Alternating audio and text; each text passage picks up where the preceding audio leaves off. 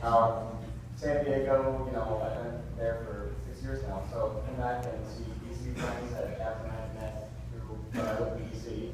And everyone else here, it's amazing to meet my future brother-in-law's family. So, yes, thank you very much. I will say that, I know Gavin for 30 years. 30 years is a long time. 3 decades, a lot of talking on the phone. I was one. We met in 4th grade. He stayed back for a year. Too soon! Too soon!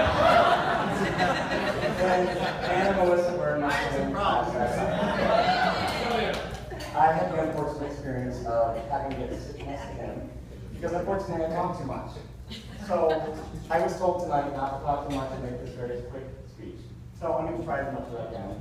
Can't say I'm going to be successful with that, but I'll try. Gavin and I got through a lot. His family is my family. He's a second brother I've never had. His mom and my mom are very close. And, pretty much when I had a problem, I could go to his mom and she'd be there if my mom wasn't there. My parents live in Virginia, and so his mom contacts me and texts me every once in a while, happy birthday, Mark, it's great, happy birthday. So, Gavin's my second brother I've ever had, like I said. So, Susan, it's great to see you. Dad, Jack, it's great to be here too. That's really weird. Anyway, and his nieces and nephews have become, wow, like huge in the last year I've seen them. So it's great to see that. So thank you, everybody. Second thing, Gavin and I have gone through a lot. He said I talked a lot, I got stuck with him in the corner, and he has his uncanny ability to make people feel really good and happy.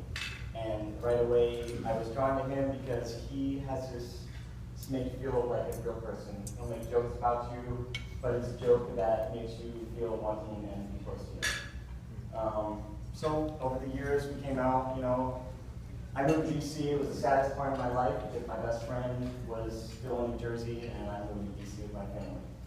Gavin, unfortunately, I was alone down in DC. I had no friends. I was just going through a lot of emotions, and I came out to myself, and I came out to DC or New Jersey and came to visit him, and I came out to him, and he was shocked and appalled. And I think I had thrown him back into the closet anyway. But it quickly came back down. He came down to DC, visited, and all my friends, pretty much everyone over here at this table, I introduced them to, and David Perusa is a welcoming person in DC, and my old roommate Mike over there is around there somewhere. Here he is. So it's a close family that I've had now over the years. I met Scott. I have to say, Gavin's had a lot of friends. And after having a friend for 30 years, when you meet the boyfriend's always like, oh.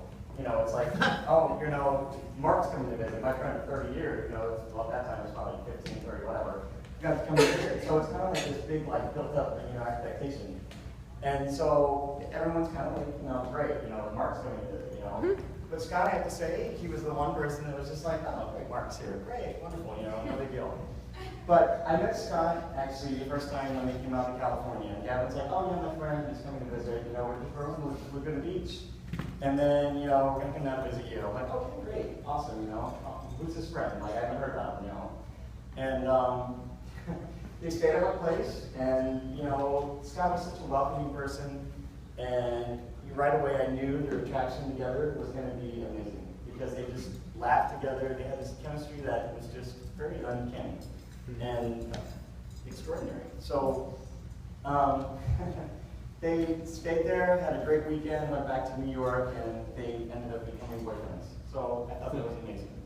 Last year, the one time I came to New York, out of the blue, every once in a while I come to New York, probably twice a year at the most, Gavin wasn't here.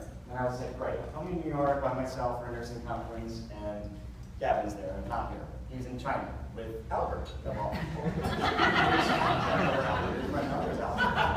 Taking a video. Oh, there you are. And Scott was so welcome, and he's like, Mark, come to our new apartment, come here. Lisa's going to be there. And I've met Lisa twice or, by the time. And it was just such a welcoming experience. And to meet Scott on his own without Gavin was probably the best thing, because Scott is just such an amazing person. And he welcomed me knowing that my best friend of 30 years wasn't there. And he welcomed me in and said, just come out, we're going to go here, we're going to do this, we're going to watch Survivor.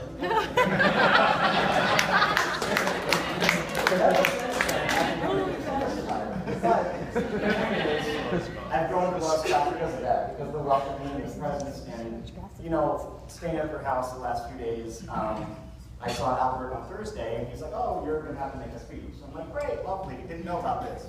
And I have to coordinate my suit with Gavin's mom, because everyone else is wearing black but me. So I was like, him and I are going to coordinate. But either way, I'm just happy and excited for their future. They're a very cute couple. So snoozy, I'm kind of gotten used to.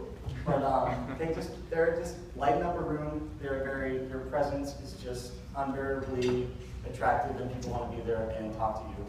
And it's great to be around you both. And I love you, Gavin. That's my brother I never had, and Scott, my new brother-in-law. So thank you so much. Wow,